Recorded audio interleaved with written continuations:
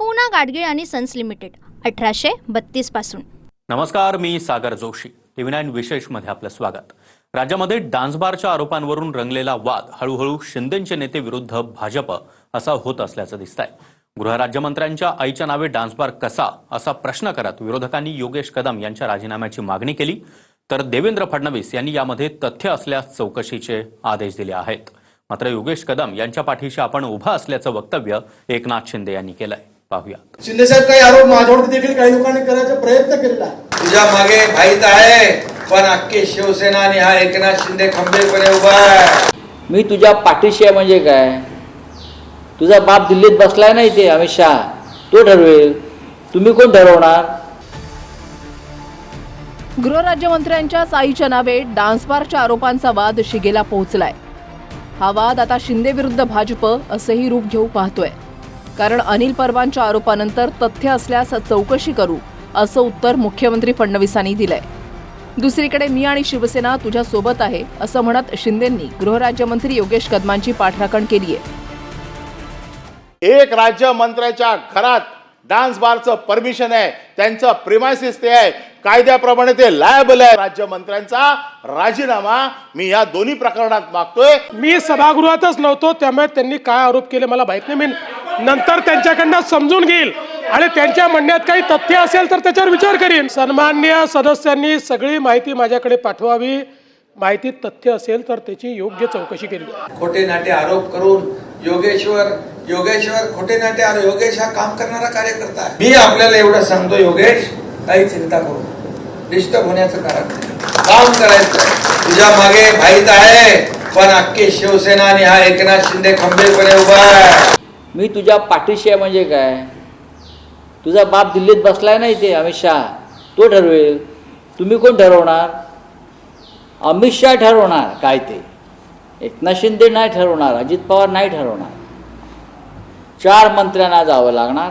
योगेश कदमांचं काय होत आहे, कोकाटेचं काय होत आहे, संजय सिरसाटचं काय होत आहे, कळेल ना तुम्हाला उद्या। कांदिवलीमध्ये रामदास कदमांच्या मालकीचं सायली हॉटेल आणि बार वादात आलंय। कदमांच्या दाव्यानुसार हे हॉटेल त्यांनी एका शेट्टी नावाच्या व्यक्तीला चालवायला दिलंय। मात्र हॉटेलची मूळ मालकी रामदास कदमांच्या पत्नी आणि राज्याचे गृहराज्यमंत्री योगेश कदमांच्या आईच्या नावे आहे। त्याच बारवर काही दिवसांपूर्वी पोलिसांनी छापा टाकून 23 बारबालांना ताब्यात घेतलं। त्याचा स्पष्ट उल्लेख पोलीस पंचनाम्यामध्ये आहे आणि यावरून आरोप प्रत्यारोप काय झाले ते पाहूयात। खुद्द पोलिसांनी हॉटेलमधून ताब्यात घेतलेल्या महिलांना बारबाला म्हटलंय। रामदास कदमांच्या दाव्यानुसार त्या बारबाला नसून महिला वेटर आहेत। विरोधकांच्या आरोपानुसार तिथे डान्स बार चालत होता। रामदास कदमांच्या मते तो डान्स बार नसून फक्त बार होता। गृहराज्यमंत्र्यांच्याच आईच्या नावे राज्यात डान्स बार कसा काय चालतो यावर विरोधक प्रश्न विचारतायत। कदमांच्या दाव्यानुसार तो डान्स बार नसून बार रेस्टॉरंटसह ऑर्केस्ट्रा आहे। पोलिसांच्या कारवाईनंतर गृहराज्यमंत्री योगेश कदमांच्या राजीनाम्याची मागणी केली जातेय। त्यावर चौकशीमध्ये काही गैर आढळलं तर त्याला दोषी बारचा चालक ठरतो, बारचा मालक नव्हे, असं रामदास कदमांचं म्हणणं आहे। बघा, योगेश कदमांची पाठराखण करताना त्यांच्या वडिलांनी पण पाठराखण केल्याचं बघितलं, पण मी ते समजू शकते।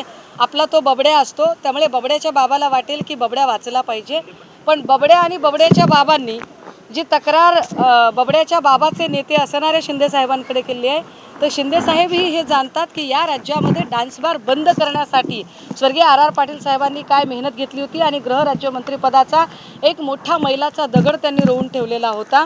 मात्र आत्ता जे काही चाललंय, बबड्या आणि बबड्याचा बाबा, त्यामुळे या दोघांचीही गच्छंती होणं अत्यंत गरजेचं आहे। महाराष्ट्राचे उपमुख्यमंत्री जे पूर्वी डान्स बार विरोधात लढायचे, त्याच उपमुख्यमंत्र्यांनी त्यांच्याच पक्षातल्या योगेश कदमांची पाठराखण केली।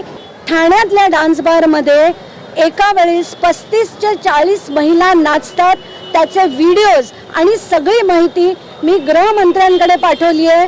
म्हणजे गृह राज्यमंत्री नाही, गृहमंत्र्यांकडे पाठवली, ACS होमकडे पाठवली, श्रीखर परदेशींकडे पाठवली, सगळ्यांकडे मी पाठवून त्याची चौकशी लावून घेणार आहे।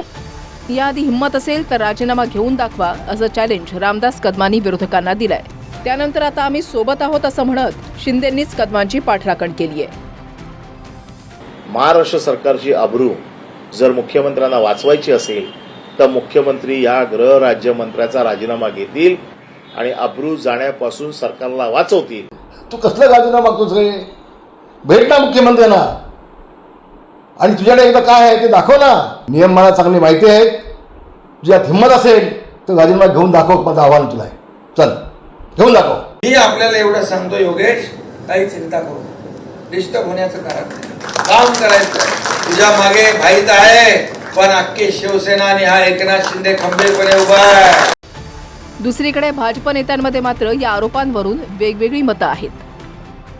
एखाद्या मंत्र्याच्या विषयी जाणीवपूर्वक त्याला बदनाम करण्याचा प्रयत्न होतो, त्यावेळेला पक्षप्रमुख म्हणून आणि एकनाथ शिंदे साहेबांचा स्वभाव पाहता ते आपल्या सहकार्यांना जपत असतात. त्या भावनेतनं योगेश कदम यांच्यावर झालेल्या टीकेला त्याने अशा प्रकारे समर्थन देऊन उत्तर दिलेलं आहे. आमचं सरकार हे पारदर्शी, गतिमान आणि लोकाभिमुख सरकार आहे. मला माहिती आहे की काही चुका झाल्या असतील, पण चुका एका दिवशी दुरुस्त होत नाही. आम्ही त्या दुरुस्त करू. अजितदादाच्या पक्षाचे निर्णय अजितदादांनी घ्यायचे आहे, शिवसेनेचे एकनाथ शिंदेनी घ्यायचे आहे. पण भारतीय जनता पार्टीमध्ये मात्र आमच्या कुठल्याही मंत्र्यांनी केलेली चूक देवेंद्रजी सहन करणार नाही. दरम्यान नियम डावलून सभागृहात प्रश्न कसे विचारले जातात? नियम बाजूला ठेवून कोण मॅनेज होत आहे? शिंदेच्या मंत्र्यांच्या बदनामीचं कारस्थान कोण रचतंय? असे प्रश्न रामदास कदमांनी केलेत. काही ठिकाणी पोलिसांनीच दबाव आणला होता योगेश कदमांवरती की साहेबच्या ऑफिसाला सोडा म्हणून. योगेश कदम म्हटलं नाही सोडणार. मला आता बरंच नाही बोलेल, वेळानंतर काय बोलायचं ते. शिंदे साहेब याच्या खोडवरती आपल्याला जायला लागेल. मला एक संशय असा आहे की एकनाथ शिंदेच्या मंत्र्यांना बदनाम करण्याचं कटकारस्थान कुठे रचलं जात आहे की काय, हा संशय देखील माझ्या मनामध्ये आहे. कोण तो अनिल परब? शिंदे साहेब, आपल्या सभागृहामध्ये नियम आहे, 35ची नोटीस दिल्याशिवाय कुणावरती आरोप करता येत नाही. सभापतींना आदल्या दिवशी सगळे कागदपत्र दिल्याशिवाय, सभापतींची संमती घेतल्याशिवाय आरोप करता येत नाहीत. नाही कसं हे मॅनेज कसं झालं? एखादा सभागृहामध्ये समोरची व्यक्ती नसेल तर त्याच्यावरती सभागृहात नियमाप्रमाणे बोलता येत नाही. मग हे कसं काय? योगेश कदम हे गृह खात्याचे राज्यमंत्री आहेत. ते सरकारचा भाग आहेत. एकीकडे त्याच सरकारच्या अखत्यारीतल्या पोलिसांकडून कदम कुटुंबियांच्या मालकीच्या बारवर छापा टाकला गेलाय आणि रामदास कदम शिंदेंच्याच मंत्र्यांच्या बदनामीचा डाव असल्याचा संशय वर्तवतायत. Bureau report, TV9 Marathi.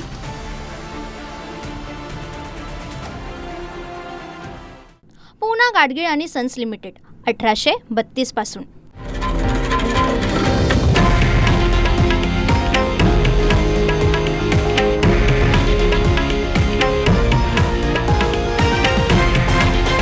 हे आहे देशातील नंबर 1 न्यूज नेटवर्क आणि आपण पाहत आहात TV9 मराठी, एकमेव.